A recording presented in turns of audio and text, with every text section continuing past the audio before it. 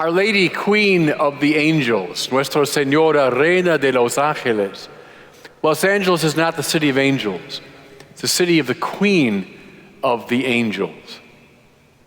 Now, I know when you say that, the Queen of the Angels, it can sound, maybe a little pious, harmless, sentimental. But when you look at the biblical sources for this idea of Mary as queen, you'll find it's anything but. I recommend you start in the 12th chapter of the book of Revelation, the last book in the Bible. The visionary sees a woman clothed with the sun, with the moon at her feet. Our Lady of Guadalupe image comes to mind, doesn't it? It's no accident. The woman clothed in the sun, the moon at her feet, and on her head, a coronet of 12 stars. She's a queen. And we find out she's about to give birth.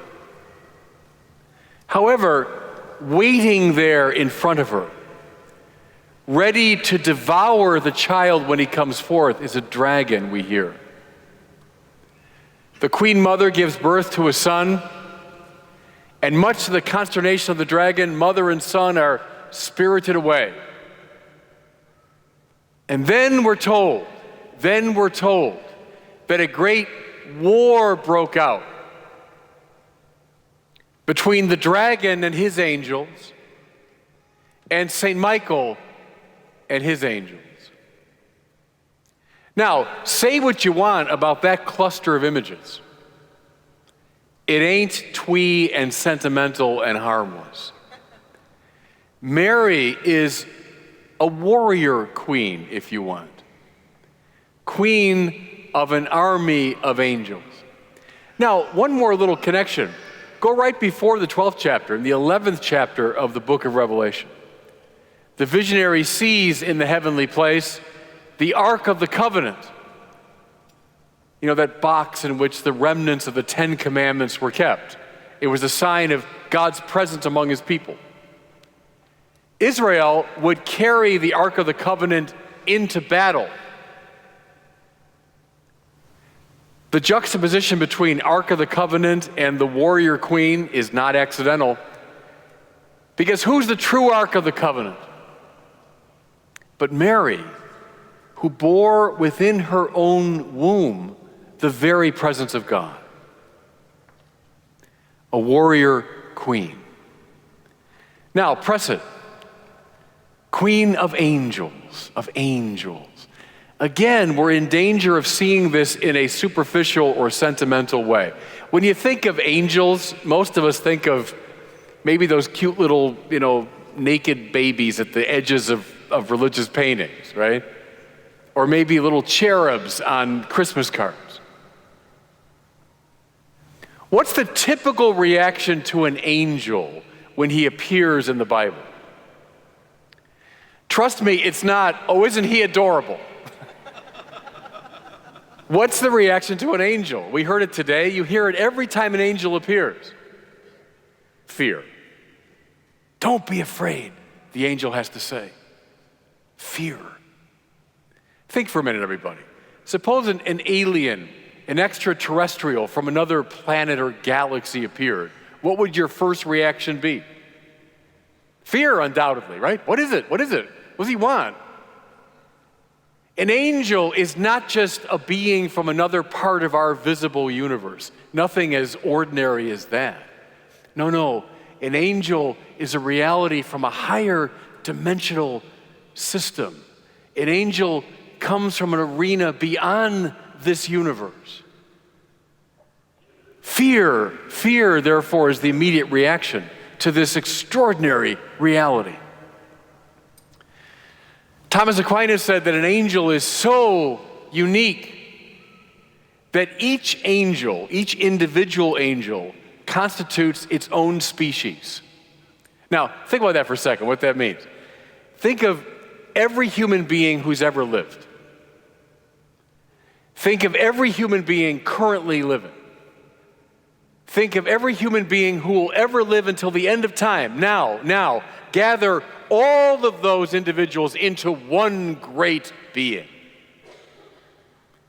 That's what one angel is like. You know, in the Gospel of Luke, in the familiar Christmas story, a single angel appears, remember, to the shepherds. What's their reaction? Fear, yes? But then it says, I love this, then it says, a stratias of angels appeared. And we say host in our most translations, but that word in Greek is behind our words strategy and strategic. You know why? Because stratias means army. Army. With the one angel who's enough to frighten you out of your wits comes an army of angels. Mary is the queen of the angels.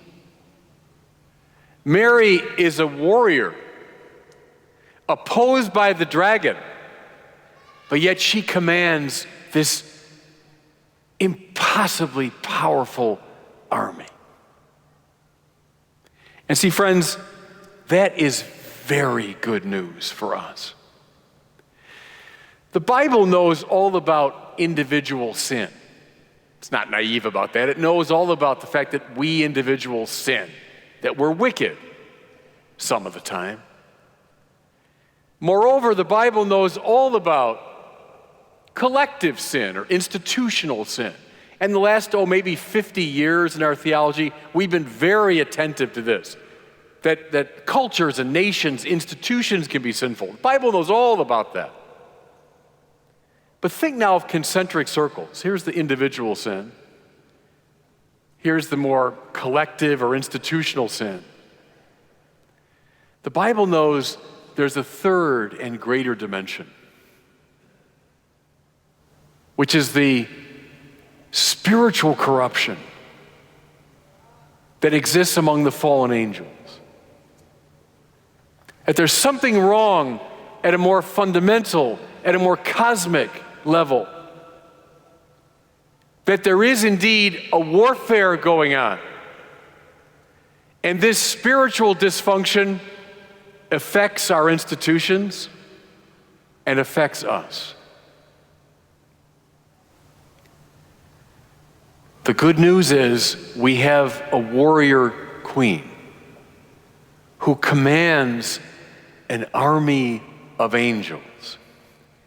In battle with the dragon and all of his minions, yes, but she's more powerful. She's more powerful. Now listen to me, everybody, Angelinos here. This is the lady for whom our city is named. This is the lady for whom our city is named. And what's the point now spiritually for us? Let's join the struggle with her. Now, mind you, this army that she commands does not fight with the puny weapons of the world. No. We don't fight with the weapons of the world. We don't fight with violence and hatred, division. An eye for an eye, Gandhi said. Yes, making the whole world blind. We don't fight that way. We don't fight fire with fire, making the whole world hotter. No. The army of angels fights with the weapons of the Spirit, with love and with justice and with compassion, with forgiveness. But by God they fight. By God they fight. I'll tell you a way that we can fight, if I can dig out of my pocket this rosary, this simple prayer.